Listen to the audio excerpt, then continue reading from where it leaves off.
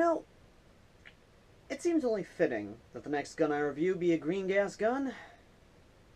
Because the last green gas gun I actually reviewed was, well, the Derringer. And the Derringer, while yes being a very good gun in of itself, is currently seeing better days.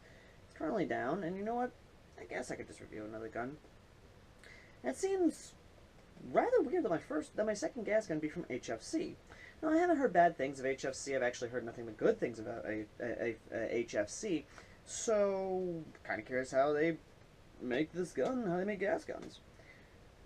And what's fitting about it is the model they chose to replicate. A rather interesting competition gun, to say the least. Yes, it's a 1911, and you know I'm going to be happy about it. So, let's actually open her up. So, in the package, you get... Oop, shit. A manual, which is a flimsy piece of paper. Let's see here, let's open her up. Okay, that's interesting. So it is a double-action pistol. That's a first, hearing a double-action 1911. And the way it's designed is rather interesting, because the way they present it is useful. A lot of pictures, some Chinglish, what have you. So that's interesting. The gun itself is held down via zip tie, which is new, I believe. And of course you get a thing of .12 BBs. Let's go ahead and get the gun out of the box, shall we? And here it is. Do you already see something wrong with this? Well, I won't go into my signature angry rants because, again, it's the holidays and I want to be happy and festive. I will point out one thing that's kind of misleading. On the box, you show us this cool RoboCop-inspired 1911. We get a simple Terminator 1911. Yes, this is technically the Terminator 1911 because the 1911 that the Terminator used in that movie was basically an elongated 1911. Now, in terms of everything else, it's actually comfy. The panels can be removed. The mag release is molded in. The magazine itself is right there. Slide does not move back, and the safety is only on the right side. Or left side, I mean. The grip safety is non-functioning, and the ambidextrous is just faux. You can just unscrew it and not even care about it, which I might actually do.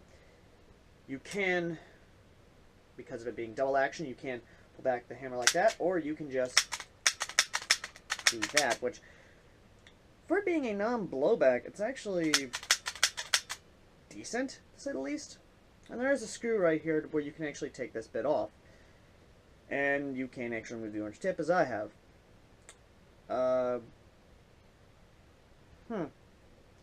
Rear side is adjustable for elevation. That's about it. No windage adjustment.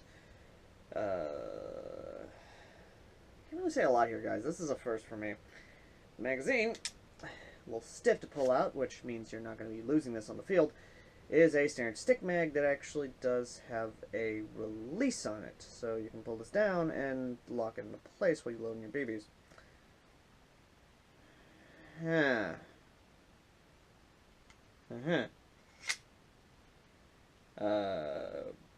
Comfortability-wise, it's not that bad. It's actually comfy, to a degree, I guess. It's weird, guys, it really is, because it's... I can't describe it. Here's the thing. I'm a hard 1911 believer. I am a hard believer in St. Browning and his word. And this is just... I can't describe it. I really can't. It's weird. Okay, let's go with weird. Because everything about this screams that I should be able to know what I'm doing. I should be able to know how this is supposed to work. But every fiber of my being is saying this is wrong. This is wrong beyond all beliefs. But I can't exactly describe my feelings in full detail. This one part right here, it looks like it wants to come out, but I can't get it out, so there's a pin here that looks like I could actually fully remove this upper portion right here. Again, I can't describe it, guys. I really can't. I wish I could describe what I'm feeling right now, but I just can't. Either way, though, let's go ahead and get to the chrono and all, and then I think after shooting it, I might actually be able to conform what I'm trying to say, how I feel about this gun. So, to put gas in your gun, you more or less hold it upside down like a butane lighter. Take a propane. Why use propane? Because it's a hell of a lot better than green gas. And more cheap, in my opinion. Stick it in there and just hold it in there for a couple seconds. There we go. And something you want to do beforehand is fire it without the magazine and make sure there's no BB in it. Which, before I do that, I'm going to go ahead and get the chronograph. Okay, here we go. So, first spout of green gas. Which, if there is a BB in here, we'll get the first spout of green gas, propane, to actually see how fast this is going. So, firing. There was a BB in there, and the first spout of CO2, not CO2, good God. Again, second green gas gun reviewed. 320. So it is well within the CQB limit. Go ahead and load this magazine in. I've got first shot. Let's see how she does. Which, this is what you can do more or less. Make it a little easier on you. 330. 319.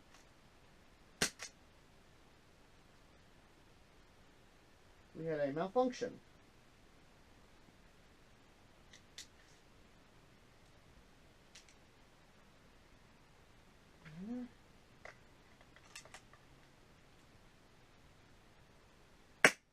There it goes.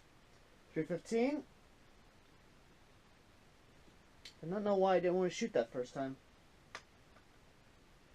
And 314. So, with each spout of green gas / propane that goes off, the FPS begins to lower. But we are getting a consistent CQB FPS.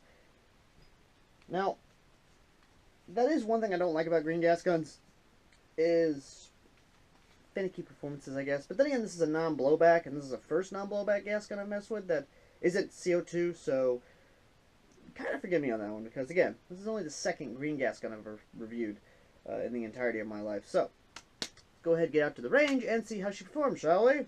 Put our standard pistol engagement distance, and let's see if it will hit the box.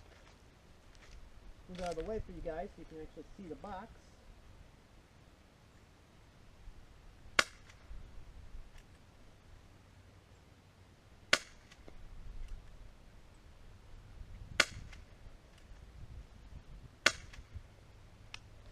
It can, but it is way off to the left. Or to the right, I mean, not to the left. This is left, I meant right. Either way though. And you're wondering why I'm doing that? Well, it's a lot easier than actually pulling it. But, aiming at the barn, can't hit the broadside of a barn. No. Even, okay, it will hit it if I raise the pistol up.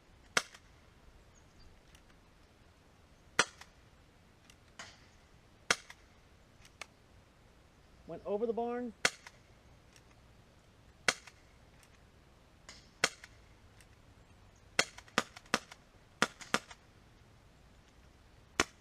Okay, yeah, no, I'm completely out, guys. So, yeah, more or less, that's fun to do. Either way, though. Yeah, no, typically got a short range of roughly 60-70 feet. So, yeah, let's get back to the studio and actually talk about this in depth, shall we? Well, the range isn't that terrible, but let's face it, it could be better. In terms of it being a non-blowback, it does the job good. And in reality, it's definitely an interesting blowback, to say the least. But, if I had to give my thoughts on this, it's that, why double action? I mean, I get it, you know, I mean, be good, but why double action? I mean, This is... I mean, if you wanted to be double action, you should have made it into a Beretta. Not a Holy 1911. The Holy 1911 is a single action gun. But what do I know? In terms of, you know, everything else, it's not bad. The gas consumption's okay, and it's just overall meh. It's an average gun. But that's not what you want to hear. What you want to hear is the final verdict, and whether this should be on your Christmas list. Well, in that sense, the final verdict for the HFC non-blowback 1911 is no more, no less than a 6 out of 10. It's an above average gun. I mean, it's okay, it's decent, it's just meh.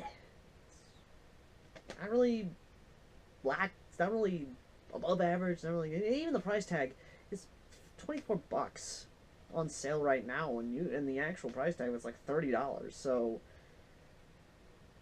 meh. I mean, it's one of those things, you know? Anyway, thank you all for watching. As always, I've been AirsoftAL. The comments, Airsoft reviews bad guns, so you don't have to. Till next time.